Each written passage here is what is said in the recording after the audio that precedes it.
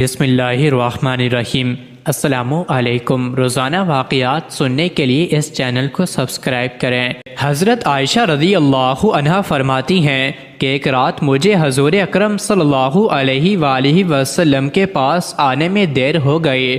جب میں آپ صلی اللہ علیہ وآلہ وسلم کے پاس گئی تو آپ صلی اللہ علیہ وآلہ وسلم نے مجھ سے فرمایا، تم کہاں تھی؟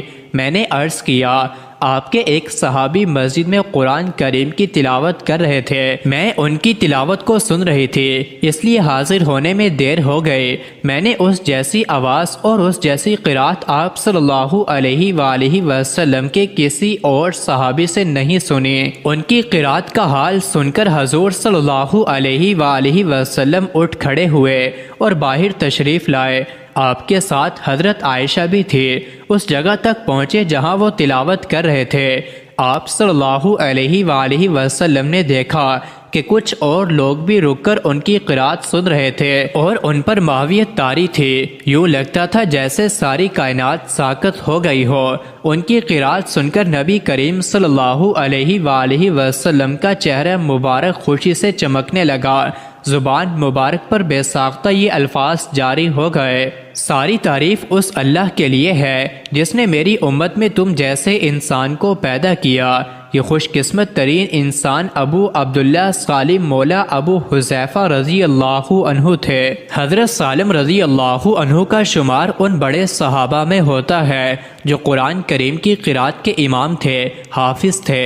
حضور صلی اللہ علیہ وآلہ وسلم فرمایا کرتے تھے، قرآن سیکھنا ہے تو عبداللہ بن مسعود، سالم مولا ابو حذیفہ، ابی بن کعب اور معاذ بن جبل سے سیکھو۔ ان چاروں میں بھی حضرت سالم رضی اللہ عنہ کو یہ خصوصیت حاصل تھی کہ وہ عربی نہیں تھے بلکہ ایرانی تھے۔ اس کے باوجود اللہ تعالیٰ نے قرآن کی سمجھ عطا فرمائی تھی کہ خود اللہ کے رسول صلی اللہ علیہ وآلہ وسلم نے لوگوں کو ان سے قرآن حاصل کرنے کی تلقین عطا فرمائی۔ آپ کے باپ دادا ایران کے تھے، والد کا نام عبید تھا۔ آپ رضی اللہ عنہ ایک عورت کے غلام کی حیثیت سے مدینہ پہنچے، اس نے آزاد کر دیا تو یہ کسی طرح مکہ آ گئے۔ وہاں حضرت ابو حذیفہ رضی اللہ عنہ نے انہیں اپنا بیٹا بنا لیا، اس لیے آپ سالم بن ابو حذیفہ رضی اللہ عنہ کے نام سے مشہور ہوئے۔ حضرت ابو حذیفہ رضی اللہ عنہ ان سے بہت محبت کرتے تھے، اسی طرح حضرت سالم رضی اللہ عنہ بھی ان پر جان چھڑکتے تھے۔ حضرت ابو حذیفہ رضی اللہ عنہ نے اپنی سکی بھتیجی فاطمہ بنت ولید کا نکاح ان سے کر دیا تھا۔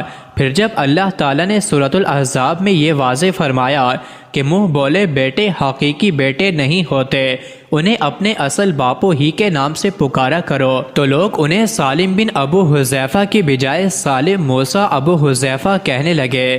حضرت سالم رضی اللہ عنہ ابھی نوجوان ہی تھے کہ اللہ کے رسول صلی اللہ علیہ وآلہ وسلم نے اپنی رسالت کا اعلان فرمایا، لوگوں کو ایک اللہ کی طرف بلایا۔ اسلام کی دعوت ان کے کانوں میں پڑی تو حضرت ابو حذیفہ اور حضرت سالم رضی اللہ عنہما نے فوراً اسلام قبول کر لیا۔ اس طرح سب سے پہلے ایمان لانے والوں میں شامل ہونے کا اعزاز حاصل کیا۔ ہجرت کا حکم ہوا تو آپ مدینہ منورہ پہنچ گئے۔ مکہ کی رہائش کے دوران آپ علم حاصل کرنے کا کوئی موقع ہاتھ سے نہ جانے دیتے، اس طرح انہیں دینی علوم میں ایک خاص مقام حاصل ہو گیا۔ تمام صحابہ کرام رضی اللہ عنہم انہیں عزت کی نگاہ سے دیکھتے تھے۔ حضور صلی اللہ علیہ وآلہ وسلم کی آمد سے پہلے انہیں مسجد قباء میں مسلمانوں کی امامت کرانے کا شرف حاصل ہوا۔ پھر آپ صلی اللہ علیہ وآلہ وسلم قباء تشریف لائے۔